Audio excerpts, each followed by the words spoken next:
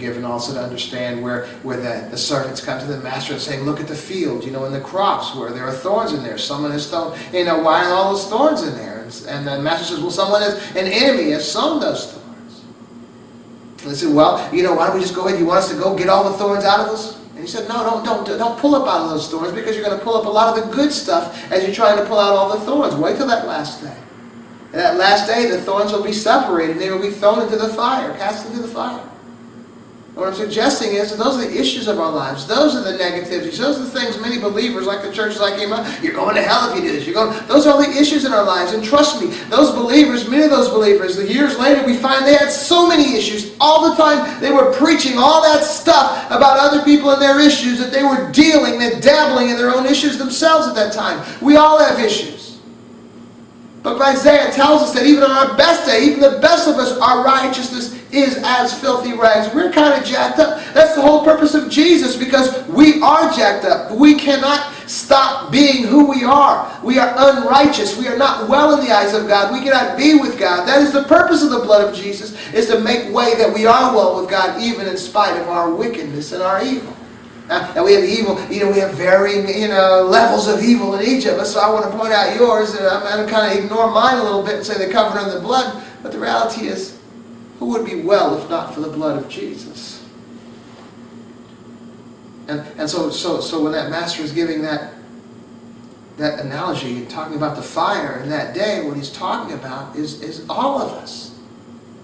That stuff couldn't be ripped out of us, because it would kill us. It would take away that which we are. But in that final day, there will be a purging and there will be a wellness. As I was sharing with this young man, it's like babies, man, because he has a son. And I have kids. When babies come into the world, they're so pure and they're so beautiful. It's like the whites of their eyes are almost blue. I mean, here we go again. I love, little babies like that.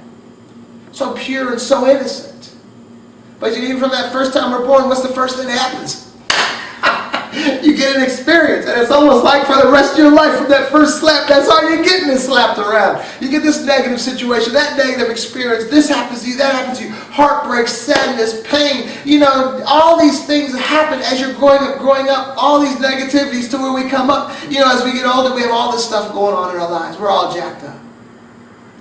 But inside is still that pure, innocent little baby, especially from a God's perspective. And all that we are, all that we're thinking, they say that, we're a compilation, we're a totality, the sum total of all our experiences. We are, and most of them, many of them are jacked up, So like you have a hand, and you slice it, and you cut it, and it hurts, it's pain, and it bleeds. And it begins to heal, then you slice over it, and it hurts, it pains, it bleeds again.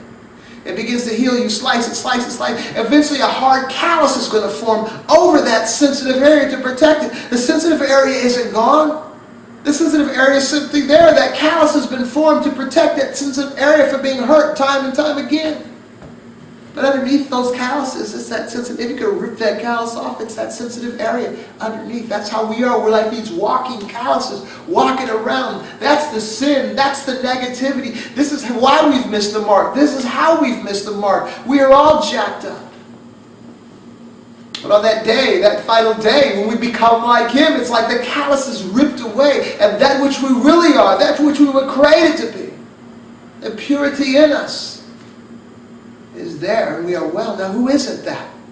Who isn't, whatever the heinous acts, whatever the crime, whatever the things that we have done, it's a result of those calluses. Everybody comes into this world, this innocent child, but based on the environment, the family, the relationships, the influences that are in your life determine what kind of callus you'll have and what kind of reaction you'll have. And some of them are weak and docile, and some of them are strong and heinous. I did prison ministry for like 17 years. I've seen a lot of people that have done terribly heinous things. And I've seen people that have just maybe stolen a car, done some dumb things. But whatever we are, whatever we do, whatever we have done that falls short of what God is simply based on the environments and the situations that we have come up in. That's why we are who we are. But God sees you who you really are. That was the purpose of Jesus. What did He say? Forgive them, for they know not what they do. I mean, come on, we know that. It's been translated into English for us. Come on now.